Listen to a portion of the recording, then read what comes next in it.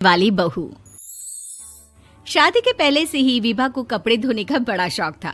कभी नल के नीचे तो कभी तालाब के पास। अरे मेरी नीली वाली लुंगी नहीं दिख रही है। विभा की अम्मा, कहाँ रखी है लुंगी? अरे वो तो विभा ने परसों ही धोकर रखी थी आपकी अलमारी में, देखो वहीं होगी। वो ना मैंने आज धो दी, मुझे लगा कि गंदी हो गई होगी। अरे कैसे गंदी हो गई थी? उसे तो मैंने पहना भी नहीं। हे भगवान, इस लड़की के कपड़े धोने की आदत से परेशान हो गया हूँ मैं। जितना तो घर में राशन नहीं आता, उससे कहीं ज्यादा डिटर्जेंट पाउडर का खर्चा है। इसकी शादी करवा दो, शादी जाए अपने घर में ही करे काम, फिर चाहे घर के कपड़े धोने हो या पूरे गांव के। हाँ ठीक बोल रही हो, देखता हूँ मैं कोई लड़का। वो दिन भी आ जाता है जब विभा को देखने लड़के वाले आ जाते हैं। लड़की मुझे अच्छी लगी। होने वाली सास कहती है, बेटी अगर कुछ पूछना है तो पूछ लो। वैसे तो हमारी लड़की बहुत ही शर्मीली है, जो बोल दो वो मान लेती है, इसे क्या पूछना होगा। अरे कैसी बात कर रही हो माँ, मुझे इन लोगों के घर रहना है, सवाल तो कई है। हाँ हाँ बेटा, पूछ लो ना, क्या पूछना है। आप लोगों के घर कपड़े कौन धोता है? सास का मुंह बन जाता है। देखो, अगर तुम ये कहना चाहती हो कि तुम्हें कपड़े धोने नहीं आते तो सुन लो, कपड़े मैं ही धोती हूँ, लेकिन तुम्हारे आ जाने के बाद मैं रुमाल तक नहीं धोऊंगी। अरे चुप रहना भाग्यवान, बहू बेचारी घर आई नहीं, उसे डराना शुरू कर दिया। वो क्या है ना बिटिया, अभी तक तो ये कल्लू की माँ ही धोती थी, लेकिन अब तुम्हारे पापा तो दहेज में वॉशिंग मशीन देंगे ही। तभी विभा की माँ बोल पड़ती है, सवाल भी पूछा तो क्या। वैसे भाई साहब, मशीन की तो फिर भी कपड़े धोने की कैपेसिटी होती है। मतलब जो बिटिया दे रहे हैं ना विभा, इसे कपड़े धोने का बहुत शौक है। ये आप लोगों के क्या, आस पड़ोस गांव मोहल्ले सबके कपड़े धो दे और उफ तक ना करे। बाहर देखा नहीं आपने कितने कपड़े सूख रहे हैं? सब हमारी बिटिया ने ही तो धोए हैं। बस भी करो ना माँ, शर्म आ रही इतनी तारीफ सुनकर। और तो और एक दाग निकाल कर दिखाओ तो मान जाऊँ। हाँ अच्छा, माफ करना बेटा, मैंने गलत समझा। हमें तो रिश्ता बहुत पसंद है। और ऐसे जुड़ जाता है रिश्ता कपड़े धोने का शौक रखने वाली विभा का। उसकी शादी हो जाती है कोयला फैक्ट्री में काम करने वाले कल्लू के साथ। शादी के बाद अचानक विभा चिल्लाती हुई सास के पास आती है। सासू माँ, अरे सासू माँ कहाँ है आप? ये तो धोखा है, धोखा दिया आप लोगों ने मुझे। इसे ससुर के चक्कर के बारे में पता चल गया।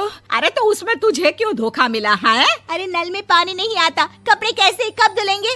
अच्छा, तू पानी नहीं आ रहा उसकी बात कर रही है। तो आपने क्या सोचा? कुछ नहीं। अच्छा, तेरी माँ ने कहा था कि कपड़े धोने का शौक है तुझे, याद आया मुझे।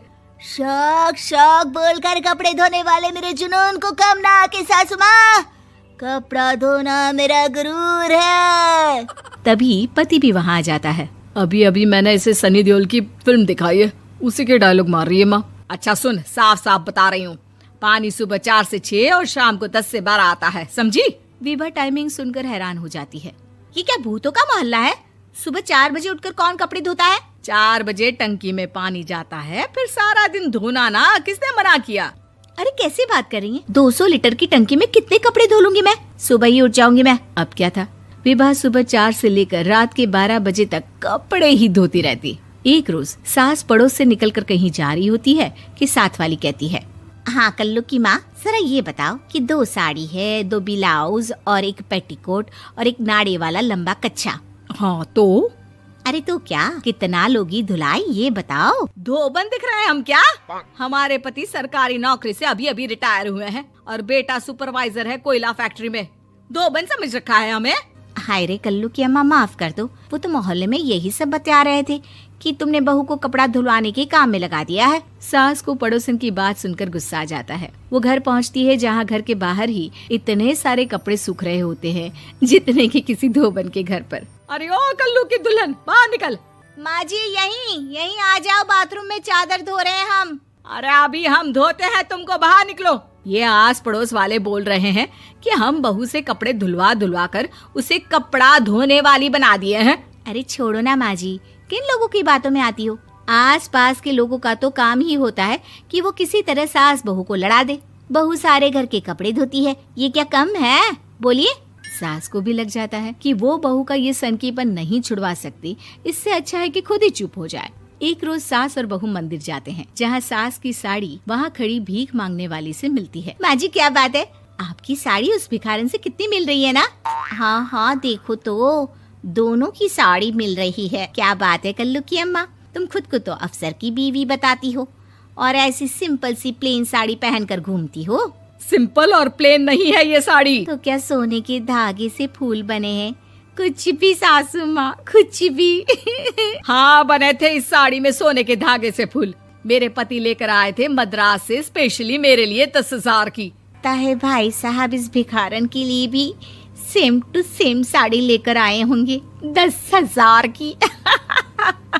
सास उस वक्त तो कुछ नहीं कहती, लेकिन बहू के साथ घर आती है और अलमारी से एल्बम निकाल कर लाती है। ये साड़ी देख रही है, ये वही साड़ी है जिसे मैंने अभी पहना था। इस साड़ी में ये जो चमकदार फूल दिख रहे हैं ना, ये सोने के धागों से काढ़े गए हैं। लेकिन तू लोकल वॉशिंग मशीन ब्रश से घिस घिस कर सारे फूलों को निकाल कर साड़ी प्लेन कर दी।